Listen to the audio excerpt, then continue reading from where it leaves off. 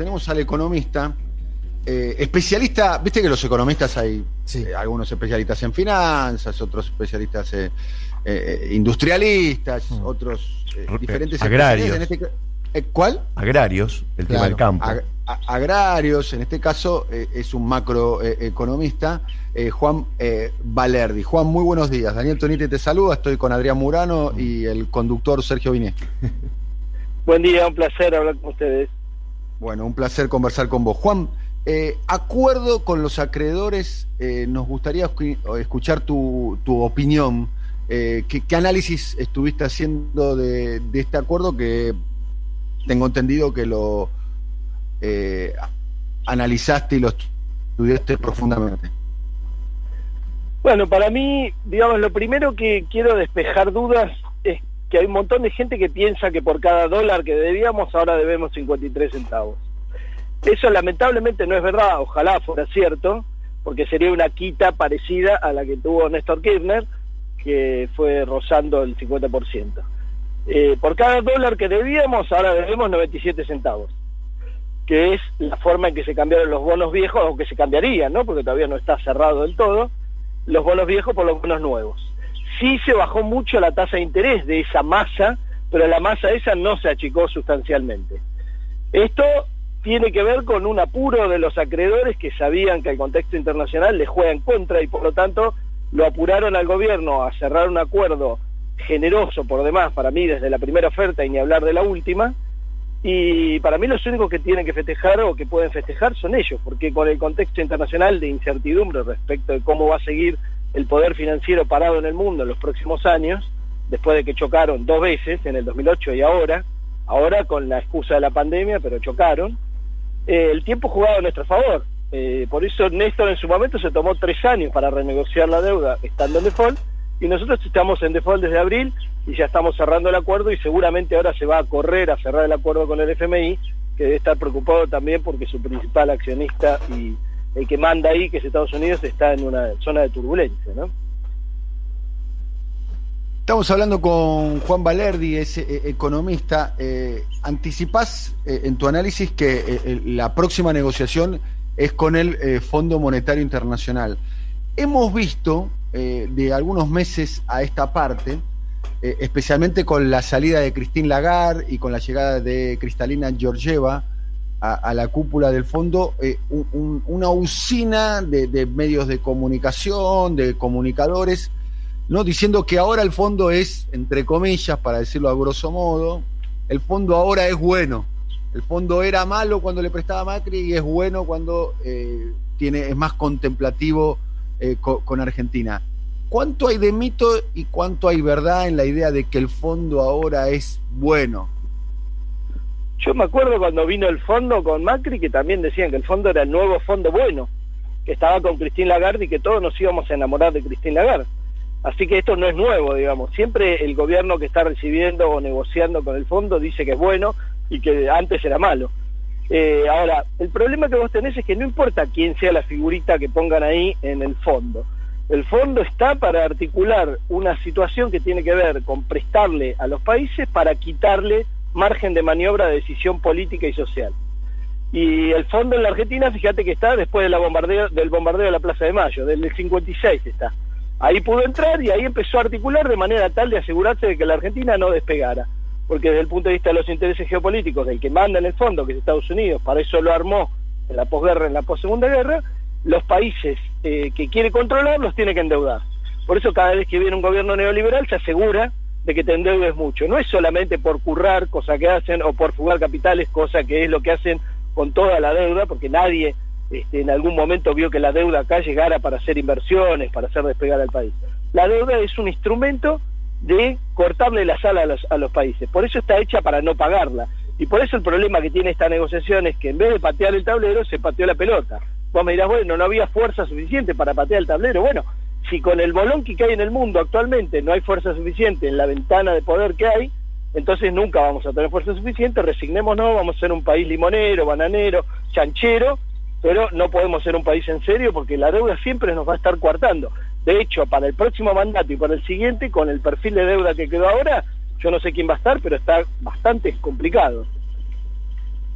Estamos hablando con Juan Valerdi. Decís el próximo mandato, según el gráfico que presentó ayer el ministro Martín Guzmán, pareciera ser que lo que le queda de mandato a Alberto Fernández, lo que puede llegar a ser incluso el primer mandato de Alberto Fernández, si es que accede a la reelección, los compromisos de pago de deuda son exiguos, son tranquilos, son holgados, pero en el segundo mandato, ¿a partir de qué año empieza a subir los compromisos de pago de deuda externa? ¿En qué montos y con qué financiamiento se podría hacer frente a eso? A partir del 2024 empiezan a escalar fuerte. El número final, que no lo tenés porque en realidad todavía no se eligieron los bonos del canje. Pero además, lo otro que no tenés, y nosotros estamos hablando todo esto de la renegociación que se cerró ahora, ¿correcto? Ponele que en el 2024 de esa te den 6.000 millones, 5.000, 4.000, depende qué bonos elijan, porque hay bonos más cortos y más largos, y esto todavía no se ha cerrado, incluso algunos tienen límite para ser elegidos, y preferencias y demás, pero vos a esto le tenés que sumar la renegociación con el Fondo Monetario. El Fondo Monetario, los 45.000 palos que le hizo de aporte de campaña a Macri, vencen entre el 2022 y el 2023, mayoritariamente. Entonces tenés que negociar eso y despejar esa incertidumbre también, porque si no, ahí sí que tenemos un problema durante el mandato de Alberto. Entonces supongamos que eso lo patean 2 años para adelante, porque tampoco el fondo tiene mucho margen para pateártelo 10 años. Entonces el siguiente mandato va a tener los 45.000 millones del FMI más todo lo que venza de la que acaban de renegociar. Ahí está el problema. O sea, el FMI es muy relevante porque es un préstamo que básicamente está hecho para corto plazo. Y justamente para lo que te decía antes, todo el tiempo lo que quieren es mandarte a la gente del FMI que te dé un poquito más de plazo, pero que te dicte tu política económica. ¿Cuáles serían las condicionalidades? Estamos hablando con Juan Valerdi, la verdad es una charla muy interesante. Si querés sumarte, obviamente, querido Gillo. Sí. ¿Cuáles son las condicionalidades? Porque incluso Adrián lo dijo más temprano en la mañana, dijo que incluso que el gobierno está especulando con un acuerdo rápido con el fondo, incluso con la idea de el desembolso de los 9.000 millones de dólares que se había comprometido a girarle el fondo a Eso igual, lo de los 9.000 millones, ayer se lo preguntaron a Guzmán y Guzmán dijo que ese acuerdo se cayó, con lo cual lo ve improbable, lo que no quita que se pueda negociar otra línea dentro del marco del acuerdo. Esos 9.000 millones, ayer Guzmán sugirió que estaban caídos porque se cayó el acuerdo que estaba ya firmado con Macri. Bien, bueno. Juan, ¿cuáles serían esas condicionalidades con el fondo? Porque hay una operación estética, política, narrativa, mediática muy grande, construyendo el fondo bueno, ¿no? El fondo cristalino. Más, no vamos a dar nombres y no vamos a dar apellidos, pero es asombroso la narrativa que hay detrás de la idea de construir, de que ahora el fondo es bueno. Y la pregunta que te hago es, cuando se siente en un lugar de la mesa, Cristalina Georgieva o los burócratas del fondo, y Martín Guzmán o los argentinos, los que representen los intereses argentinos, ¿qué nos van a pedir, digamos? Mira, el fondo siempre pide lo mismo, siempre. Lo último que estaba cambiando un poquito, justamente por esta cuestión de balance de poder entre los financieros y los no financieros, tiene que ver con la desregulación de los movimientos de capitales. Acordate que el fondo durante el macrismo permitió que haya el cepo, que haya control de los movimientos de capitales y demás, aunque ellos lo hicieron a desgano, pero porque se les venía la noche. Pero lo primero que te van a pedir es lo que causa las mayores erogaciones, no voy a decir gasto, porque en realidad es devolver una plata que ya pusieron, son las erogaciones en jubilaciones, que no las quiero llamar gasto justamente porque no son eso, son devolver la plata que ya pusieron a los jubilados. Eso es el corazón del gasto, de las erogaciones del sector público nacional, y lo primero que te piden son reformas del sistema jubilatorio. Lo hicieron en Grecia, lo hicieron acá un montón de veces, de hecho las AFJP también vinieron de la mano del FMI. Ahora, yo no me lo imagino a Alberto teniendo mucho margen para joder a los jubilados, para decirlo en criollo. Sin embargo, va a ser una cosa que pidan. La otra típica que piden son las desregulaciones de los temas laborales. Y ahí también tenés otra frente de batalla que, como vos bien decías recién, te estaba escuchando, tenés las paritarias de este año prácticamente inexistentes y una acumulación de un 25% de caída del salario real en los años macristas, más lo que haya pasado ahora con la pandemia, que la gente en realidad no estamos teniendo paritaria porque está tratando de que no cierren las empresas, ya no de que lo echen ni de no pagar ganancias como en la época del kirchnerismo. Juan, así que los condicionamientos vienen siempre por esos dos lugares para empezar a charlar. Sí, Juan, en relación a esto que estás planteando, hay un costado de esta negociación que es político, no económico, ¿no? Vos planteabas en términos económicos, la verdad que tenías condiciones para estirar la negociación porque está el viejo dicho de que cuando vos le debes 200 pesos al banco, el problema es tuyo; cuando le debes 40.000 millones al banco, el problema es del banco, ¿no? Entonces, acá la deuda, el que estaba muy expuesto con la deuda eran los acreedores más que el país, pero de todas formas el país tenía cierto apuro en cerrar rápido porque se había impuesto que ese era el relanzamiento político del gobierno. Pero además, y ayer por lo menos así lo contó Alberto Fernández, y no hubo desmentida hasta ahora, quien aceleraba más el paso y le pedía que se ablande para acelerar el acuerdo, aparentemente habría sido la vicepresidenta Cristina Fernández. Esto dijo ayer Alberto Fernández, que Cristina le dijo: ablandate un poco, fíjate lo que pasa alrededor. ¿Crees que pudo haber influido el contexto de soledad política regional que hoy tiene Alberto Fernández, lo que pasó en Bolivia, lo que está ocurriendo en Ecuador, el acoso que significa tener el eje Bolsonaro en la calle funcionando dentro del Mercosur como un tándem? ¿Eso pudo haber influido para que el gobierno no se pusiera como meta 3 años de negociación? Mirá, estoy de acuerdo con vos en que hay negociación política y económica. En el caso de los acreedores externos que acabamos de cerrar la negociación, aparentemente, esa es un 95% económica, o sea, son tiburones financieros, y ahí te corrijo, para el BlackRock y para los acreedores externos, la guita que debe la Argentina, esos 66.000 millones de dólares, no es la misma situación de deudor gigante que tiene el FMI. Al FMI el 60% de lo que se le debe, se lo debe la Argentina. A BlackRock y estos otros muchachos, para que vos te des una idea de lo que estamos hablando, Estados Unidos, para el rescate de las empresas que está haciendo ahora, y para tirar guita en la bolsa, como hizo en el 2008, le está dando 700.000 millones de dólares para administrar a BlackRock y a otros muchachos. Como si fuera agente financiero. Así que imagínate cuánto le pesa los 60.000 de la Argentina, aparte tiene varios trillones de dólares BlackRock. Eso entonces digo, estos muchachos no tenían un nivel de exposición alto, pero te pelean cada millón de dólares como si fuera un dedo de la mano. Que hay un contexto adverso, está claro, y no sería muy necio si yo dijera, no, si tenemos un margen de maniobra inmenso. Ahora, todo esto que vos decís juega mucho más en la negociación que se viene ahora del FMI, donde vos ahí sí te cuesta mucho más patear el tablero. ¿Qué vas a hacer? Decirle al FMI, ¿sabes qué? No te pago porque no puedo, después vemos, espera un par de años, ahí sí que te mandan la quinta flota o la sexta flota. Sí, pero el fondo, la negociación con el fondo es imposible de iniciar sin un acuerdo previo con los acreedores privados cuando estás en situación de default. Por lo menos eso... Totalmente de acuerdo.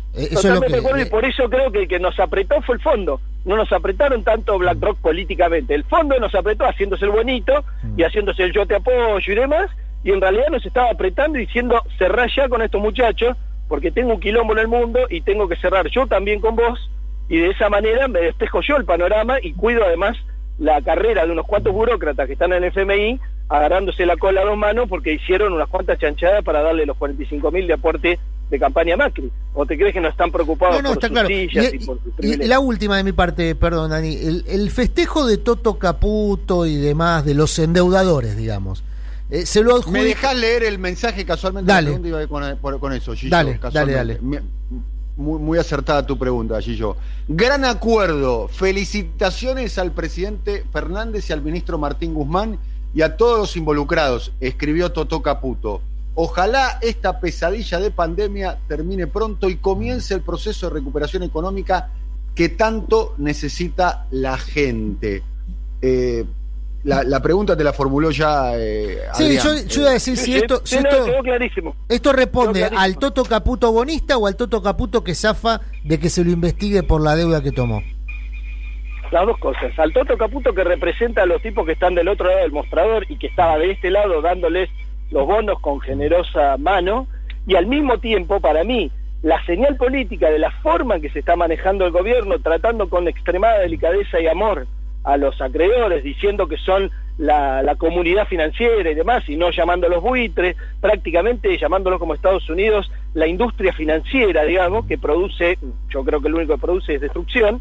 Esto deja bien claro que el gobierno no va a empujar juicios para los funcionarios que nos endeudaron y que hicieron unas cuantas truchadas, porque ahí va a haber un montón de gente que te diga que pasó por el Congreso, pero el Congreso lo que da es una autorización de endeudamiento, no una autorización a Caputo para que abra una licitación en media hora y la cierre y le presten 1.500 palos en pesos indexados en dólares, que ahora, ayer, se aprobó también que se los cambie por dólares a Templeton y demás, que es lo que lo catapultó a Caputo a reemplazar a Sturzenegger en el Banco Central. A ver, déjame detener en este punto. Caputo festeja porque de alguna manera este acuerdo blanquea su posible responsabilidad en el endeudamiento. Al menos deja claro que políticamente no hay espacio de llevarlo a la justicia.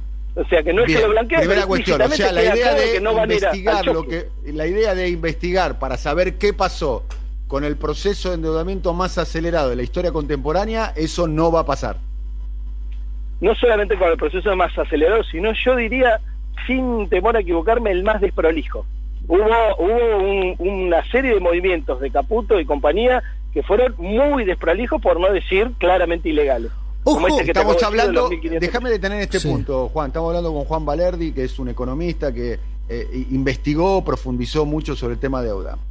Estamos hablando por caso de aquellos bonos que creo que emitió cuando él era ministro de Finanzas, los llamados botes, bonos del Tesoro, que eran bonos emitidos en pesos. ¿Es así? Exactamente. Yo escribí una nota en ese momento que todavía no la pude contar, que era a los botes. Contá un poco esa historia, Juan, ¿puede ser?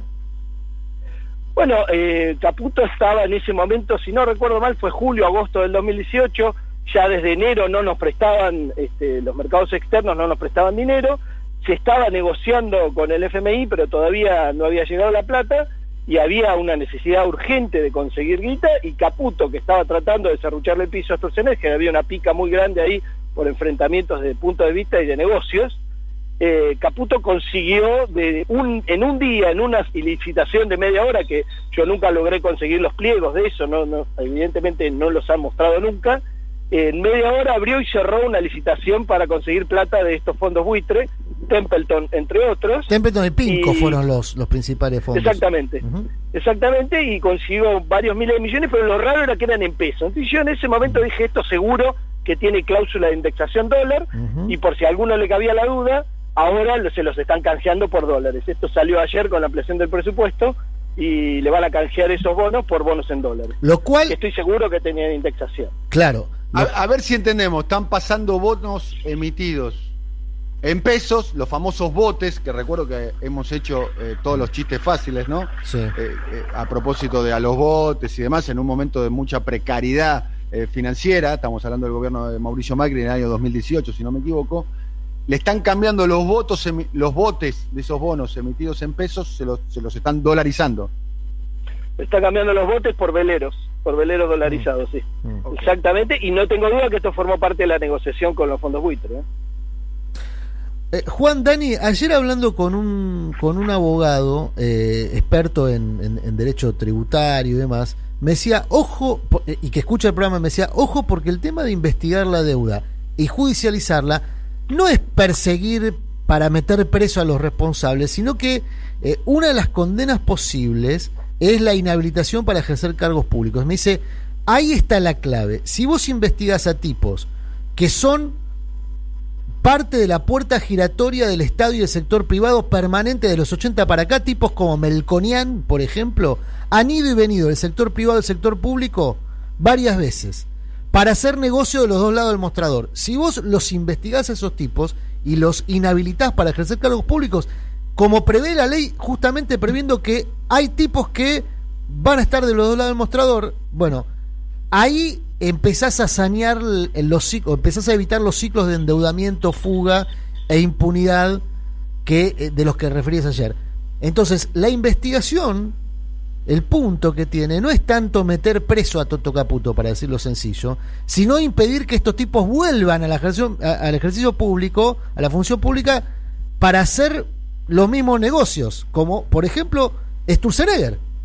Digo, si Sturzenegger hubiese sido condenado, finalmente fue absuelto, no hubiese vuelto a hacer en definitiva un nuevo ciclo de endeudamiento y fuga.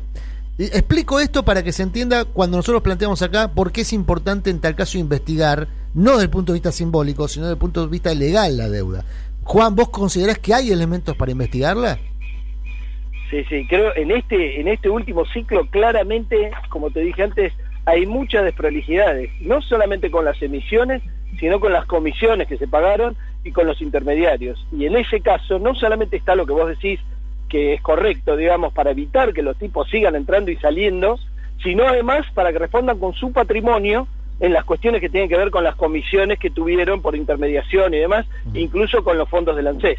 Como recordarás, ahí Caputo también tuvo una situación media extraña con una intermediación que fue que le dejó ganancias a alguien con el que él tenía relación, ¿no? Una de sus boutiques, ¿no? Eran de sus fondos. Exactamente. Y fíjate, estamos hablando de Cañonero, Cañonero, que también pasa, cuando pasó Cañonero a formar parte de un fondo y después pasó a vicepresidente del Banco Central.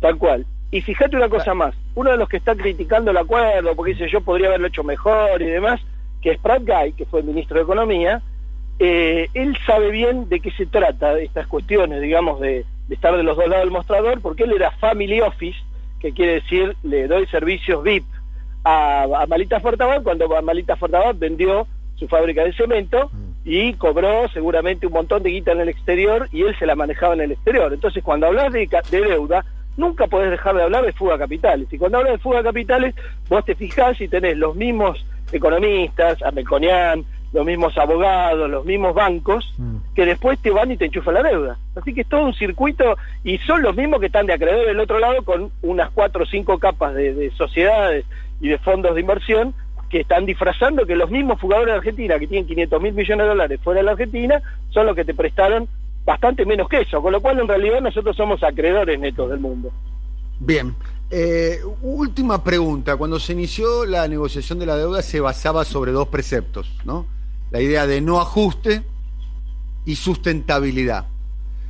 ¿Este acuerdo garantiza, consagra esos 2 preceptos, que no va a haber ajuste en las cuentas fiscales para el pago de los servicios de la deuda y habrá sustentabilidad? Esto quiere decir, ¿se va a poder pagar?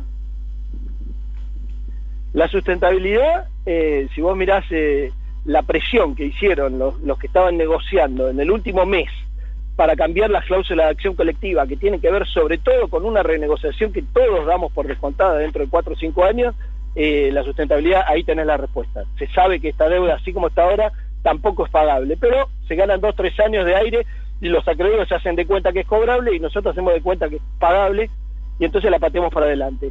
Y desde el punto de vista me gustaría terminar en este punto. Dijiste, ¿todos saben que no es pagable? Y si no, ¿por qué en realidad se hacía tanto esfuerzo por no ceder en las cláusulas de acción colectiva, que finalmente el comunicado de ayer a la madrugada dijo que sí se había cedido y que se van a cambiar las cláusulas de acción colectiva? Las cláusulas de acción colectiva tienen que ver con eso, con renegociaciones, y no con esta, con la próxima, porque es la cláusula de acción colectiva que se pone en los nuevos bonos, en los nuevos bonos del canje. Entonces, si no pensaras que va a haber una renegociación en un horizonte relativamente cercano, 4 años, por ejemplo, ¿por qué te vas a esforzar tanto por eso? Sí, bueno, es un problema del futuro lejano, digamos, dentro de 3 mandatos, que se arreglen, pero sin embargo hubo un forcejeo, y el último mes estuvieron forcejeando con eso, no con el numerito, que el numerito de 53 ya te dije que es mentiroso, ¿no? Y yendo al otro, lo del ajuste, la Argentina, macroeconómicamente, la Argentina ya la había dejado Macri recontra jodida. La pandemia y la crisis económica financiera internacional no hacen más que agravar esa situación, sobre llovido mojado. Entonces, que vos me digas, esta deuda dentro de 3 años se va a poder empezar a pagar tranquilamente, o dentro de 2, y dentro de 4 años se va a pagar sustanciales sumas, yo la verdad que no me imagino que eso sea sin ajuste y que sea todo virtuoso y que a los jubilados le podamos seguir pagando bien, que le podamos seguir pagando por lo menos con la fórmula, que a los empleados públicos les pueda seguir pagando bien, que haga obra pública. Yo no me lo imagino. O sea, lo veo complicado, salvo que la Argentina empiece a crecer en tasas chinas, lo cual no me imagino ¿cómo puede hacerlo con un poder adquisitivo de los asalariados hecho pelota? Porque el mercado interno es 2/3 de la actividad económica de la Argentina. Entonces, está complicado para imaginarse un escenario donde dentro de 2 o 3 años nos empieza a sobrar plata para pagar la deuda y porque estamos bárbaros y la pobreza bajó del 50% al 10%. Juan, te agradecemos el contacto con nosotros, realmente muy interesante la charla. Por favor, un abrazo grande y a disposición.